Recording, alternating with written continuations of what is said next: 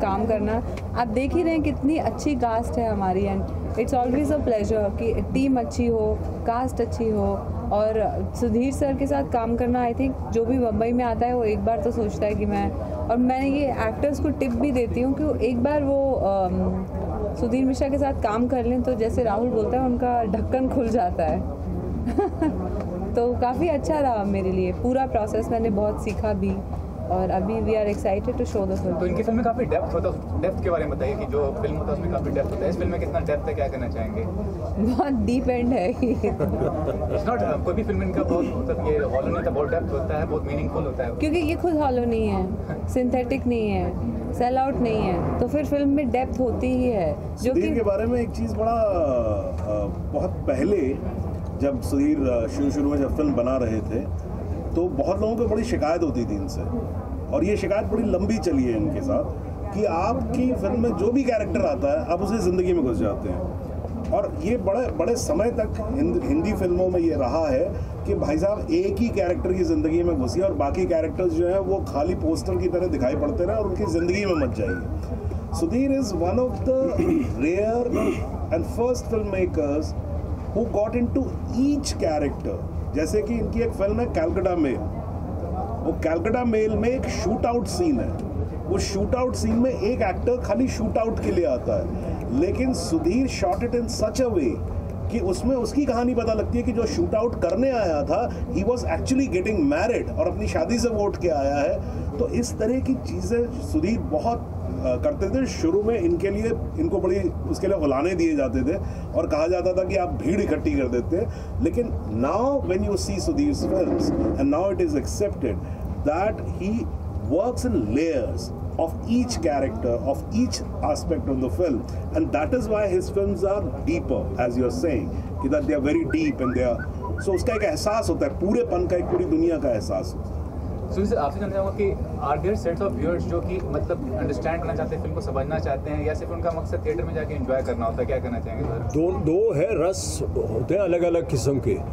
आप कोई भी फिल्म को कोई हक नहीं है किसी को बोर करने का, है ना, तो दिलचस्प तो होनी चाहिए। अंदाज़े बयां जो है वो एक कहानी सुनाने का, नहीं तो आप कहानीकार ही नहीं हुए, तो वो एस्पेक्ट तो होता है। लेकिन सिर्फ कि घर दिमाग जो है घर पे छोड़ के आओ, तो ये आदत अगर लग जाएगी तो मेरा ऑडियंस से कहना फिर जब वोट देने जाओगे तो भी छोड़ के आओगे, वो आदत नहीं लगाओ। घर दिमाग साथ में रखो और कभी कभी हल्की फुल्की फिल्म भी एंजॉय करो।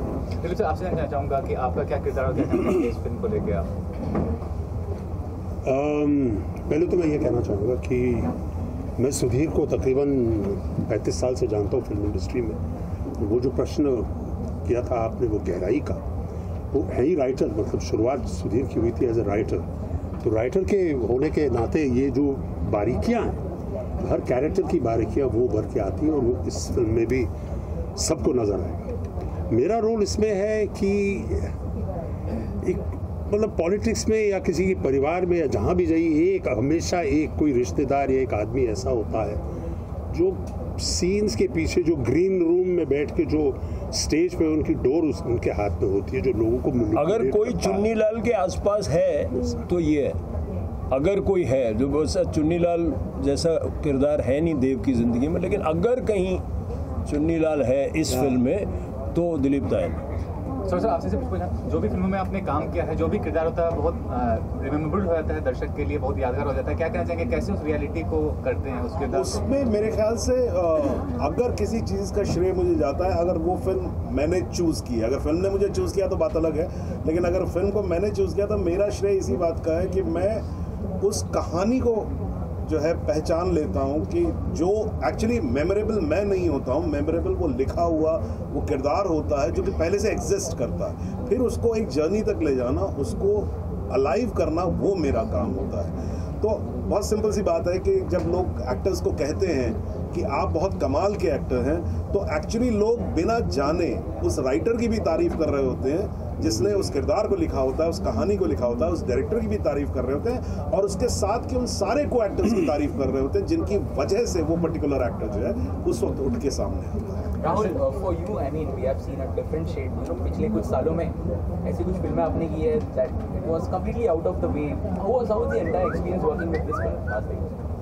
Yeah, I kind of took a break when I started earlier in my life, when I came from Kashmir, and I started thinking that, you know, you go to Bombay and you go to this film industry and you act like Amitabh Bachchan and you are a big star already, you know, in your head. But I was lucky and unlucky, I can tell you at the same time, that I got break very soon in my life when I was just 19.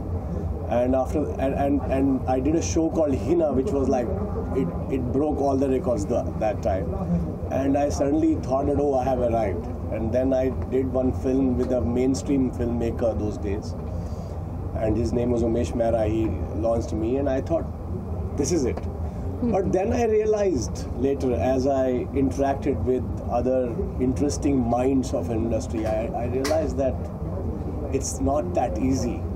And I thought that of course there is destiny, something, you know, it's something called destiny. Sometimes destiny happens and you just become a star, and sometimes it takes time.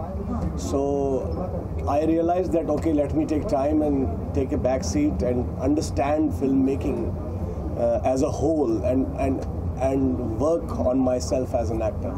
But I thought that I will take a couple of years. I didn't realize that it's going to take like 7-8 years, and that sabbatical was a little too long.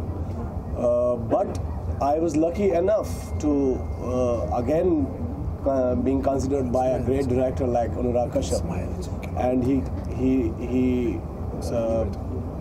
he narrated a script to me and he said, this is for you. And I think that is destiny, and after that I just followed that path. And with this film, how will you rate your chemistry with Richa? Richa, देखो, ये कोई chemistry laboratory तो होती नहीं है film industry की, भाई chemistry में कुछ सल्फ्यूरिक एसिड कुछ बना देगा एक और कंपाउंड, ऐसी बात नहीं होती है. लेकिन मज़ेदार बात ये होती है कि जब आपके सामने एक बहुत ही इंटरेस्टिंग, बहुत ही अच्छी एक्ट्रेस हो और आपका कोई ऐसा उसके साथ एक रिश्ता हो फिल्म में, एंड मज़ेदार बात ये होती है कि आपकी परफॉर्मेंस भी उससे अच्छी हो जाती है जब आप अच्छे एक्टरों के साथ काम करते हैं. जैसे सौरभ जी हैं, दिलीप हैं, Richa of course is there, यहाँ अदिति है, यहाँ अदिति है, कहीं दिखाई नहीं दे रही है आपको मगर है वो मिस्टर इंडिया की तरह. और भी एक्टर्स हैं, दीपराज राणा, अनुराग कश्यप है, सिंह है, अनुराग कश्यप तो मेरे दिल में भी आपको मिलेंगे. तो ऐसे सारे बेहतरीन कलाकारों के साथ काम करके, और एट द हेल्म अगर एक डायरेक्टर हो सुधीर मिश्रा जैसे, तो बहुत एक कमाल का माहौल बन जाता है, और जिसको हम फिल्म इंडस्ट्री की ज़बान में कहते हैं कभी कभी मैजिक हो जाता है फिल्म में.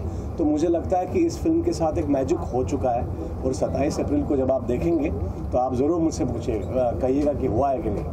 रिचा मैम, आपसे जानना चाहूँगा, अभी जो आपने ट्विटर पे रिएक्ट किया था सरोज खान जी के कमेंट को लेकर, क्या कहना चाहेंगे उस बारे में? मैंने क्या रिएक्ट, जो कास्टिंग काउच के ऊपर, पर मैंने रिएक्ट किया कि आपने पढ़ा, आपने बोला था मिसअंडरस्टैंड या मिसलीड. मैंने कहा it's misunderstood, but like I watch the video. मुझे नहीं लगा कि वो ये कह रही हैं कि कास्टिंग काउच बहुत अच्छी चीज़ है, आइए हमारी यूनिवर्सिटी में दाखिला दीजिए. बात का बतंगड़ बनाना, मतलब आई थिंक प्रेस को थोड़ा कम करना चाहिए, क्योंकि वो बस ये कह रही हैं कि एक्चुअली वो 2-3 चीज़ें कह रही हैं. पहले तो कह रही हैं कि पार्लियामेंट और पॉलिटिशियंस जो रेपिस्ट हैं, आप उन्हें भूल के फिल्म इंडस्ट्री को सिंगल आउट मत करिए. बोलती film industry doesn't abandon people जो ये काम करते हैं. इसका मतलब ये नहीं कि वो ये कह रही कि बहुत अच्छी चीज़ है और हमें इसको सराहना चाहिए या इसको मतलब she is not accepting it. वो बस बोल रही हैं कि डोंट जज people who have to make this choice, क्योंकि आपको उनकी मजबूरियाँ पता नहीं. वो ये नहीं कह रही कि अच्छी चीज़ है. उसको इतनी सीनियर लेडी को अभी इस वक्त तंग करना वो ठीक नहीं है. एक बार रिलीज डेट अनाउंस. लास्टली क्या कहना चाहेंगे ऑडियंस को, क्यों देखनी चाहिए, क्या यूएसपी होने वाली है और कब रिलीज होने वाली है, अगर थोड़ा हमारे ऑडियंस को इसलिए देखनी चाहिए. USP unique Sudhir Mishra product. नहीं, और इसलिए भी देखनी चाहिए कि इसमें देव जो है वो दास से देव की जर्नी है. 3-4 चीज़ें ज़रूरी हैं इसमें जानना, कि देव जो है वो दरवाजे के बाहर मरेगा नहीं आखिर में, पारो जो है वो बंद नहीं रहेगी कोठरी के पीछे. ये चंद्रमुखी जो है, चांदनी जो है वो लुभाएगी देव को पॉलिटिक्स में, वो फिक्सर है पॉलिटिकल, और फिर उसको निजात देने की भी कोशिश करेगी सौरभ शुक्ला के कैरेक्टर से और दिलीप ताहिल के कैरेक्टर से, और वो क्या कर पाते हैं कि नहीं। तीनों जो दास बन गए हैं, जो पावर की लत के दास हो गए हैं, वो क्या देव बनेंगे कि नहीं, ये एक थ्रिलर फॉर्म में आपको दिखेगा। तो ऋचा जी, आपका सुबह की शुरुआत क्या आपके कैरेक्टर को देख के होती टीम में, जो जैसा आपने ट्वीट किया था बरस करते टाइम? नहीं, वो एक दिन आ रही थी टीवी पे फिल्म, तो मैं लगी हुई थी। मैं होटल में सोती हूँ ना, तो सोते जगते मैं टीवी ऑन कर देती हूँ, मुझे अकेला लगता है। तो फिर मैं एक दिन उठी तो मेरा ही सीन चल रहा था। 27 अप्रैल। बोलो मेरे संग 27 अप्रैल। Thank you so much.